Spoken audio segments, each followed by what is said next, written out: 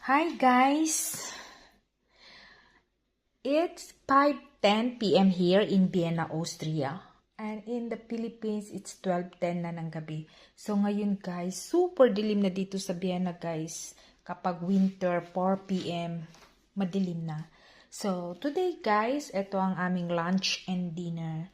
So nag-grilled ako sa air fryer ng pork ribs, tsaka cheese hotdog, German hotdog, and of course guys, eto, and cheese.